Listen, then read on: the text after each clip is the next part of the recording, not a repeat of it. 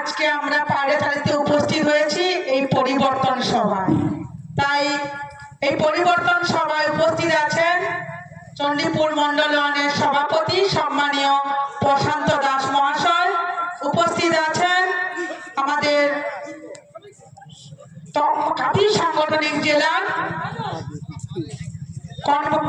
কো-কনভেনার মানস কুমার রায় মহোদয়, উপস্থিত আছেন কিষাণ মোর্চার সম্পাদক শ্যামপদ মান্না মহাশয় এবং উপস্থিত আছেন এই এলাকার বিশিষ্ট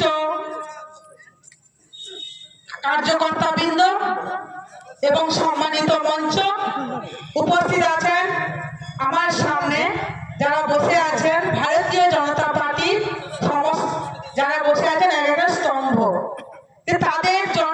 তাদের দ্বারাই আমরা ক্ষমতায় আসব এবং এই এলাকা সমস্ত কার্যকর্তাদের এবং এলাকাবাসীদেরকে জানাই ভারতীয় জনতা পার্টির পক্ষ থেকে রাষ্ট্রীয়বাদী গৈরিক অভিনন্দন।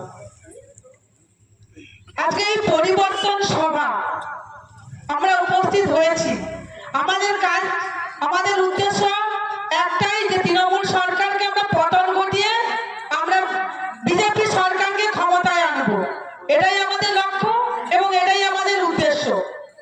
এই তৃণমূল সরকার কি কি মানুষের জন্য করেছে, যে মানুষকে কিভাবে অবাঞ্ছিত এবং অবহেলিত করেছে, যে আজকে আমার লজ্জা লাগে ঘেন্না লাগে যে তৃণমূল সরকারের যিনি সুপ্রিম তথা মুখ্যমন্ত্রী মমতা বন্দ্যোপাধ্যায়, তিনি একজন নারী।